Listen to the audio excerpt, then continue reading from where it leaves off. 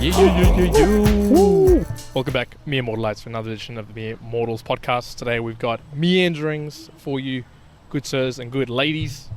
We're back out. We're all back about outside. the ladies here. All about ladies. You know what, actually, I heard on Podcasting 2.0, Dave Jones gave me a shout out, and he mentioned my desire for a girl who was in Bitcoin pre-2014. Yeah. What did he say about that? He was just like, Kyron was saying... was he saying you're on the right track? Adam was. He was like, because Adam has married the keeper, is what he calls her. He keeps on saying, like, he married not solely for her money, but, she had a bunch of money as well. So he was like... Doesn't hurt. Doesn't hurt, Adam. Does not hurt. But yes, welcome back, folks, to Meanderings, where we talk a little bit about everything, whatever comes up into our mind. Not as traditionally structured as our musings are, but it is the slight deep conversations with a light-hearted touch out in the park, philosophizing in the park. We're finally back at South Bank.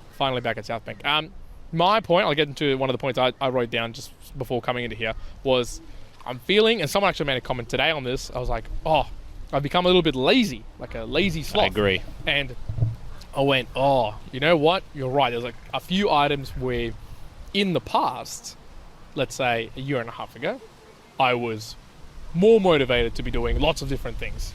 And now I'd probably agree with that. Yep. Yeah, there's been a tendency where I've found myself, let's say, focusing in on only a few things, like a lot of training or fitness. That's been like going quite well, or motivated towards that. But there's other aspects where I was finding myself like starting a particular business type or starting something that I was thrilled to go down the path of.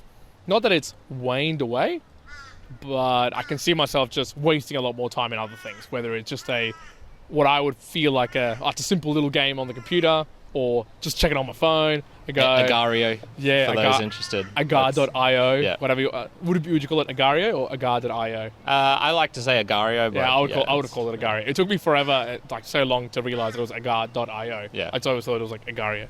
But yeah, so I'm calling myself out because I went, I feel the laziness, and it was 2 days ago where something, either I was having a conversation with someone about this particular topic of, doing the next things that I want to do in my career or in, I don't know, getting busy perspective. And then I had a conversation with two people today already about this as well. And I went, okay, I can sense it in myself that I'm like, now I'm getting lazy in a few things.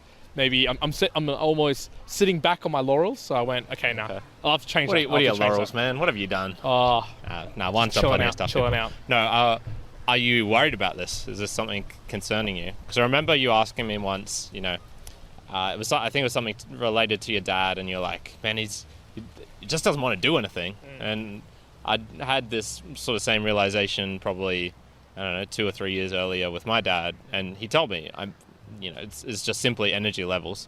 He used to do everything. He would manage properties, he would work sort of two full-time jobs. He'd be trying to create the cool new computer game. He would be playing tennis. And then nowadays it's just like, there's only a handful of things. He doesn't. None of that.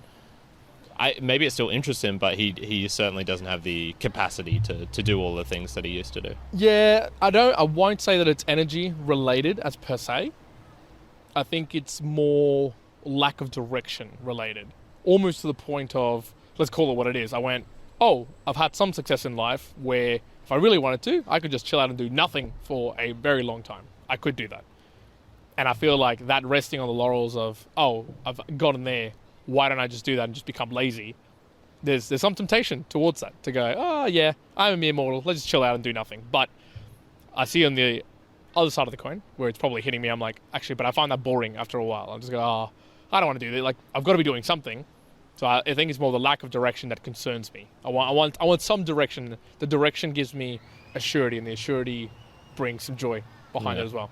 How would you try and find direction? There's something I've struggled with in the past, and I think we've talked about a bunch, which is, Yeah, I think the direction... We usually, I think, like, our general advice, if I could sum it all up, was sort of follow your passion and not be scared to follow it. Yeah, I'll say this. I have probably 6 things off the top of my mind right now that I want to pursue, really hard. I've talked about it with some people for half a year now, that I could be doing. It is an investment of time. So the availability of the direction is there. It's just that I'm being lazy and not putting the effort to go down the path of it. One of those things I guess I've started to do a little bit more is my article writing. So I recently published another article for swimming, the swimming thing that I did basically monthly. And if you'd recall, maybe last time we did annual goals, I was like, I want to do one new thing every month or learn something new and try to encapsulate those learnings in a bit of a video. Now, I didn't do the video format, but I went down the path of, okay, maybe I'll start to document it in the written format because I enjoy the writing. It allows me to learn while I'm also trying to communicate it in that platform. I seem to be able to get across that more defined level of information in the written format as opposed to me talking about it. Sometimes I'm better if it's just like off the cuff stuff, way better at audio, video, chat type of podcasts or content. But if it's something that I need to like put some thought into, okay, I'd rather structure it in the written way. And I went, okay, I'm starting to get back a little bit into that. And there's a few alternatives that I want to go down the path of now in my mind. It's just, again, I'm just being lazy. Like not that I don't want to do it. I'm just going, why do I have to do it? I don't have to do it. Kind of deal. It's kind of like, oh, I'm already working. I'm doing some other stuff. I don't have to do that. Like I really could sit back. So it's the direction to go down and do it. And there hasn't been something that's forced me to do it. And that's what I'm struggling with at the moment. Yeah. I don't know where I'm going to find this. Yeah. But yeah. Okay. I'm in the midst of it. Okay. In the midst of it. All right, that'll be interesting to find out. I want to make a bet with you right now. So Yes. a big branch just fell on a tree and it's somewhat blocking the road. Someone just ran over it then. Yeah, someone just ran over it with a scooter. How long do you think it will take for a good citizen, to actually move it? I think it will take... Sorry, in terms of time? Yeah. I think it will take... Are you putting that on Instagram? No, I'm just taking a photo Okay, so I can show it. Good. Okay. I reckon it will take approximately... The entire podcast will do and no one will pick it up. You it will reckon? take us to get up and go and pick it up. Okay. I'm saying that. I'm going to put 5 minutes. Like, I think that is an annoying. Let's extend it because it's not super high traffic at the moment. I'll say 10 minutes because there are people on bikes around and I feel like one of them's going to have to like just stop and do the right thing. But are they gonna? I don't think they're gonna. Yeah. I don't think they're gonna. Let's see. So there's What episode is actually... this? Huh? What episode is this? 272. Yeah, 272. Yeah, so there's actually something I've somewhat noticed at the park myself because I'm continually just picking up rubbish and whatnot. Yeah. And I make it I've sort of made it a habit. You'll recall, I think this was actually a monthly goal I had 5 months ago or something like that. Yeah, I do recall that. And even I was doing a real annoying one yesterday. Someone had broken a glass bottle and it just shattered into all these tiny pieces, perfect driving into your foot size pieces. Yeah, beautiful ones. And so I was sitting there. I must have looked like a spaz because I was sort of like hunched over. Like I was like, all right, the squat's the optimal format because I got a minute to pick up stuff between my sets. And I'll put it into this bloody bottle that I found. So you would have, if you'd like looked from more than 10 meters away, like you're scavenging around I would for have been rice. like scavenging, with this big ass Fanta bottle. Just, I don't know what it would have looked like, but probably not like I was being a good citizen. I would have you would have been like, look at this derelict. Yeah, 100%, 100%. Okay, so someone almost picked up. They just kicked it to the side. yeah, even close. even Close. worse. They put it right in the middle of the walkway. Yeah, they made it even worse. Nice. Oh man, that's funny as we should do this every time. Like just put something really inconvenient in the middle of the path and start taking bets. We'll put our A-frame right in the middle and just wait until someone just topples over and then turn the camera around. Damn. Oh jeez. So I'll start off with my first one here. Was you've been catching up with my dad a couple of times in this last month, and he brought up the idea of running for office, running as a political party, and I think the reason he brought it up with you first was because I'm guessing he implicitly knew I was just going to say no. Yeah, There's not something. There was some that knowledge interests me. there. There was some knowledge there. And politics and religion have this effect on me where I can be somewhat interested for a little bit, but then if I start hearing someone passionate about it or serious about it, it just bores me. Like it bores me. And I was thinking like, okay, what's the actual reason for this? And I feel it might be something to do with it's almost all belief. And you can have, science around some of the topics that are being discussed somewhat. But whenever I hear a political discussion, it almost leads back to belief. It's not, did this policy produce these results? It was, this policy was shit. I can do it better. I know because the I better believe way. that I can do it better. Yeah, and it always seems to just come back to opinion, I have a feeling that's why I'm bored. Oh, you dislike it. Yeah, yeah. What do you think of that? Is that ring true to you? Don't know if I would say that's like my immediate thought as to why I wouldn't want to have the conversation around it. Because I don't mind having the conversation. Do you religion, like politics? No, not religion. Yeah. Like I'm not about having the conversation. Policies, not really. No. I'm not a fan of discussing policies either with people. Yeah. I like to discuss. I wouldn't even call it politics. I like to discuss the historical nature of ideas or movements. Is that politics? Not really. Yeah, I don't know if I count it. consider that. I wouldn't count it. You Like, am I going to have a conversation? Like, do I want to have conversations to people about, so here in Australia, why the Liberal or the Labor policy is actually better attributed because it actually impacts these people better or something like that? No. Nah, I'm not up for that conversation. Here we go. Yeah, good man. Good person. There you go. How long What did do that you take? reckon? I reckon that was about 7.5. That was yeah. Okay. There are good people here in Brisbane, folks. So that specific level of what I call politics, I guess, maybe that sort of level. I think policy? you had a good point, which was when we were discussing whether you would actually do it. So my dad brought it up for you, and it's essentially like you run for Senate, electorate. You run for your electorate, and you made the good point, or maybe it was Mainas who was saying. There's a difference between running for it and then actually being in politics. Yeah, actually, the day-to-day. Let's do some deals. Let's get some policy pushed through. Exactly. We're going to go for a debate against the other side. What's our strategy? The equivalent of running for a member, right, or for an electorate, that would be more akin to the comparison of running for school president, or you know what I mean? Like it'd be like it's that level because it's more about. You're going to events. Kissing babies. Yeah, you're talking to people. You're having conversations. Yes, you are sharing the policies. But I mean, if you're running for a particular, party, then you believe in all of it, it's like you are having conversations about things that you believe to other people to try and convince them. So is it too dissimilar to conversations we have on the podcast? Or if we were to have, maybe not. Like it's a pretty similar type of range of conversations. So that's why I went, oh, that actually could be fun. I could see me having conversations with other people at events to promote something that I believe in. Cool, that would be pretty fun. And then you can just get to run it. The next stage, obviously, if you then got elected and you are having to put policies in place or push things through, and then you start talking about the absolute quintessential politics, okay, then you're going into a stage of like, okay, this is not as great. Because I've seen this now in corporate world a lot of times, but I would envision that this also happens in a similar way, where they go, yes, we can get that through, but you have to help us out by talking to Freddie over here and getting him to actually turn down that policy, because if that does, and this will do, and all that interconnection, that to me is like that quintessential, like, okay, now you're getting into, the politics that you have to like... The web. Yeah, the web of politics where you're having to help the friend of a friend to do something stupid to then achieve your outcome, but actually like, you're doing like all this wasted energy of being like, you could have just gone...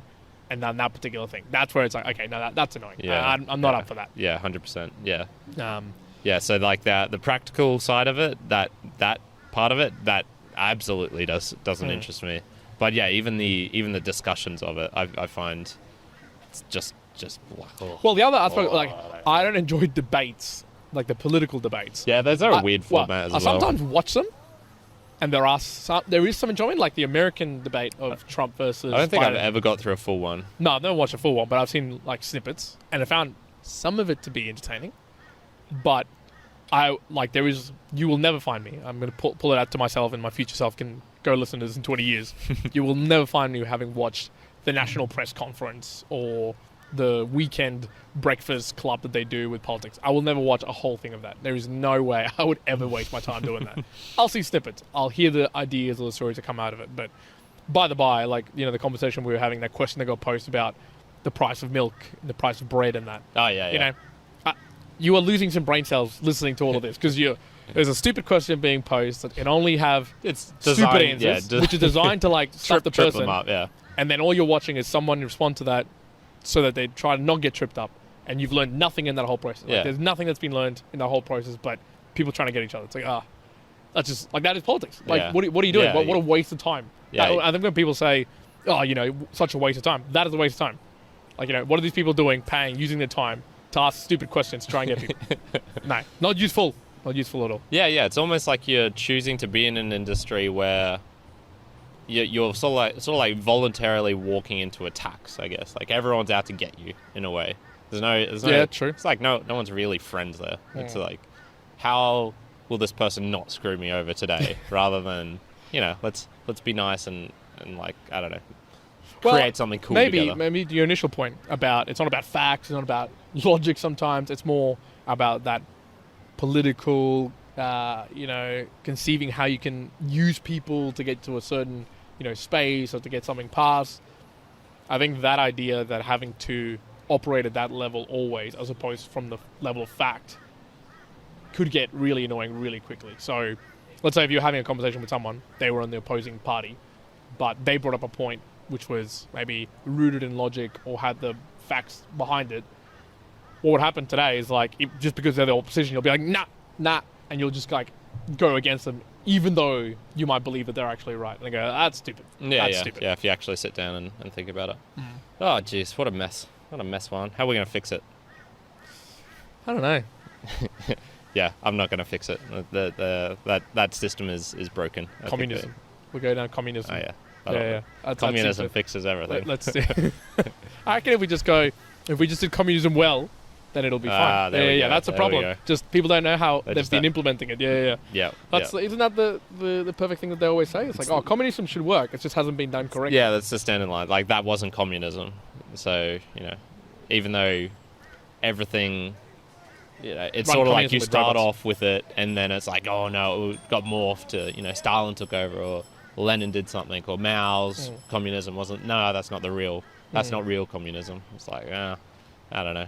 Actually, if it maybe starts off that way and gets to it. Maybe this is, and also it's a side. It's not politics, I would say, for instance, but like I understand at a very light touch level, communism or the equivalent of, say, a dictatorship, or if you have a capitalist country.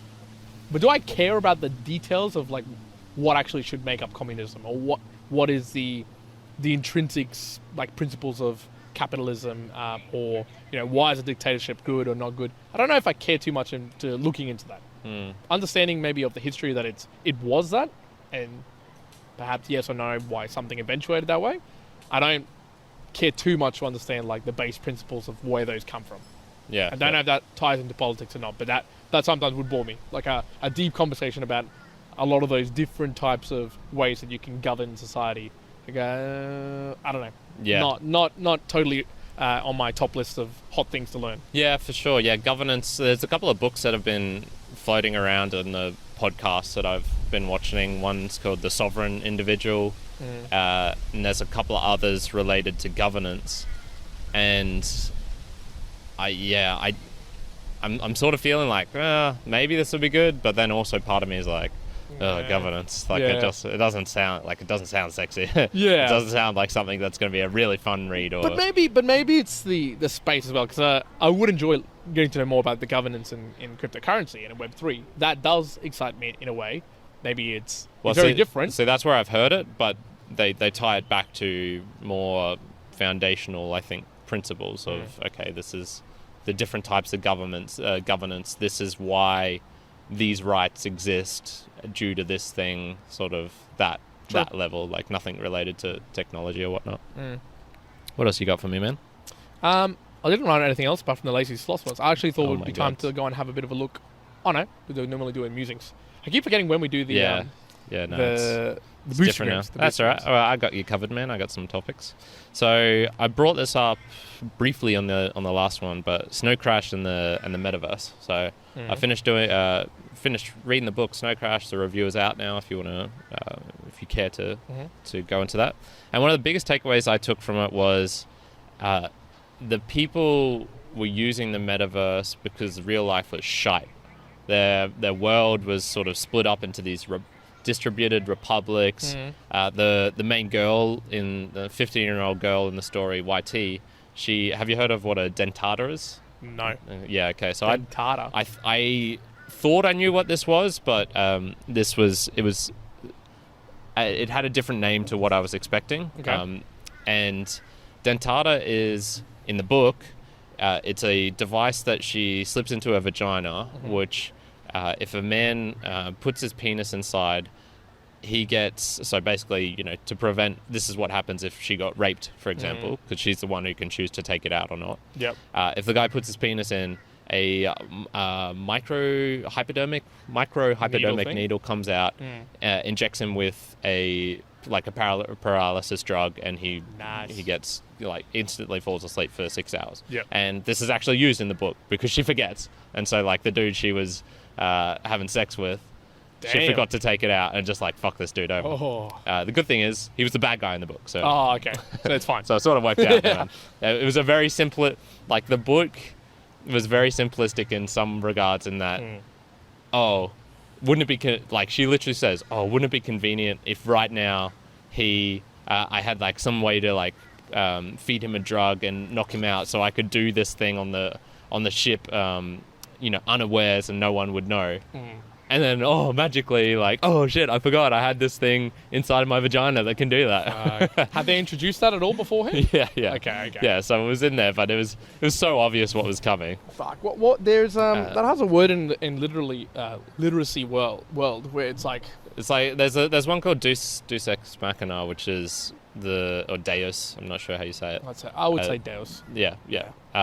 Where it's... Yeah, I think it's that one. That's God comes in and sort of solves everything. So an overwhelming, overbearing power, or there's just some loophole where... and then Harry Potter learnt the, whatever spell, and they took it all back, and they went back in time, and everything was all good from that sort of thing. So, along that line, but this was more just you see what's happening, you know what's going to happen.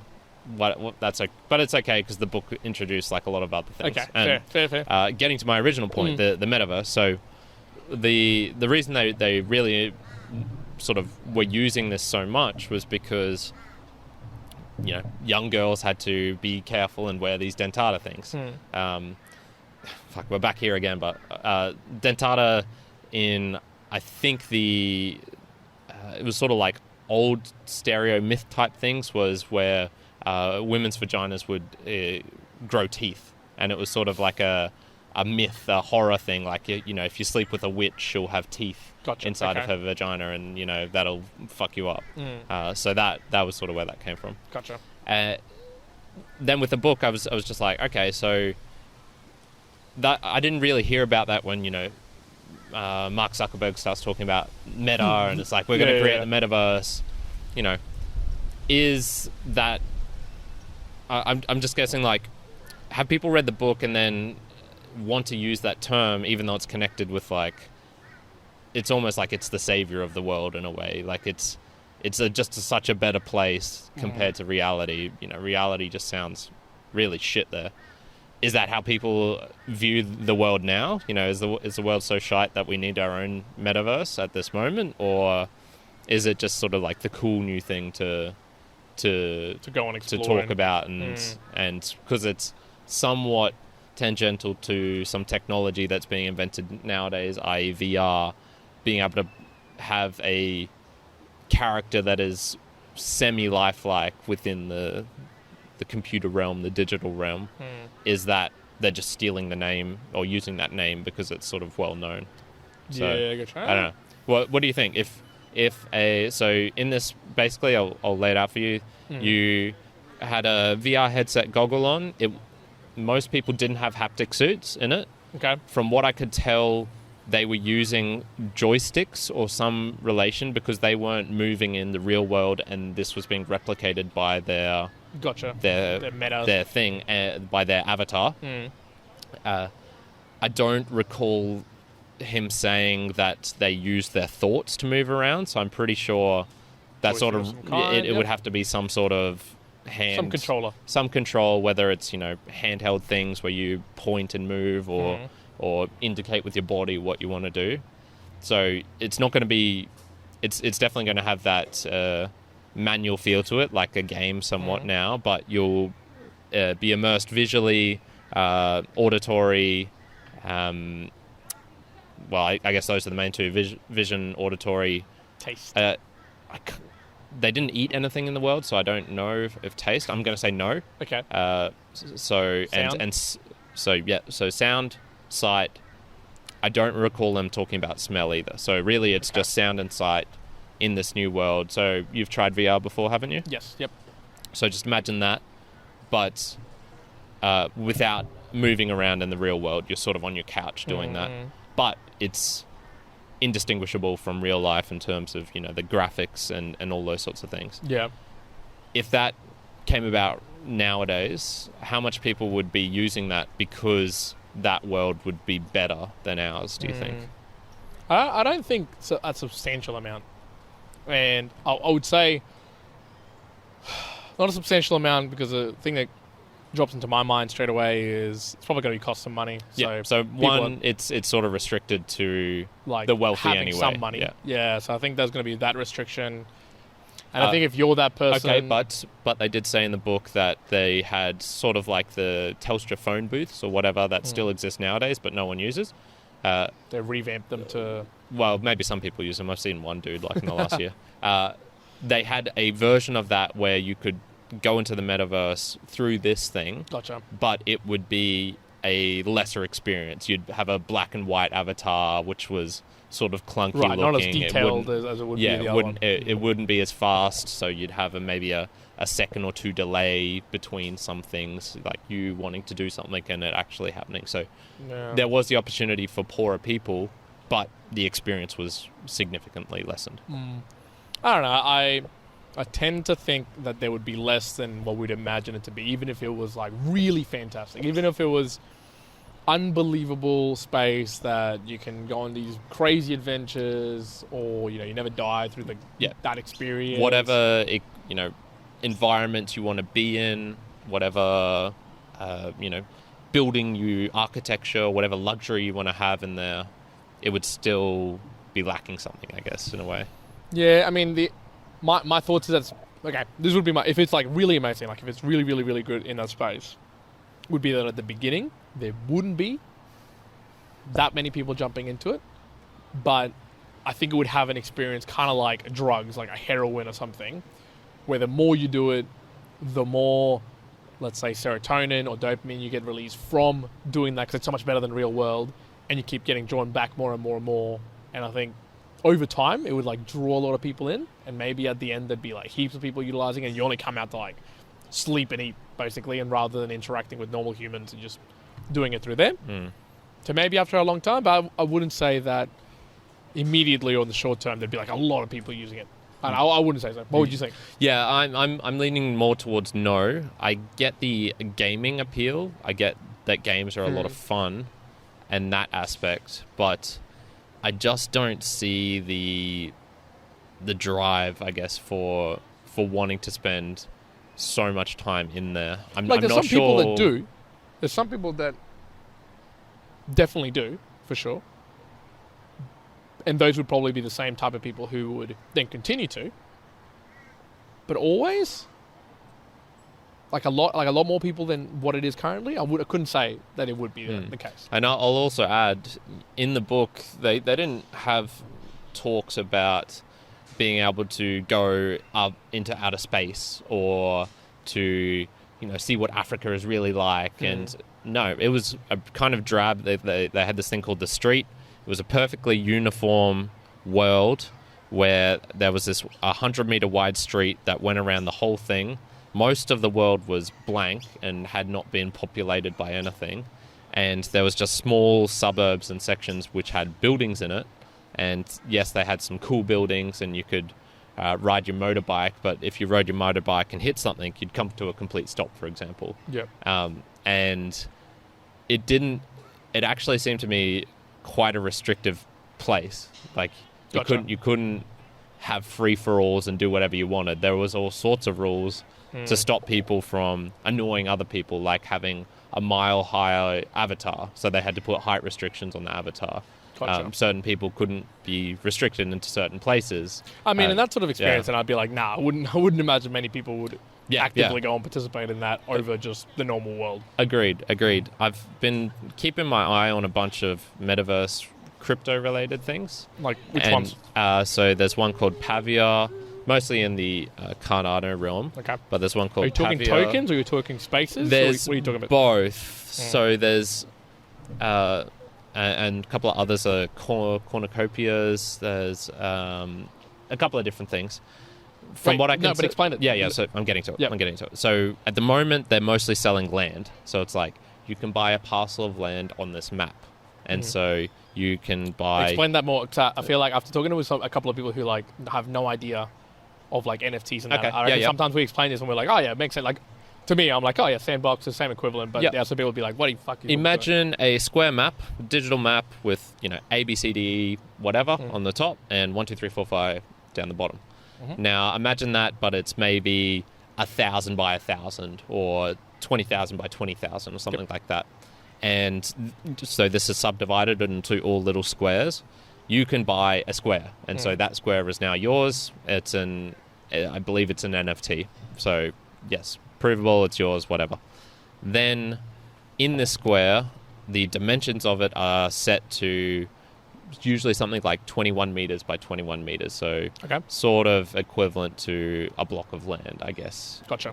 And then you can construct and design a house using CAD software, and eventually you'll be able to put that house on that piece of land somehow.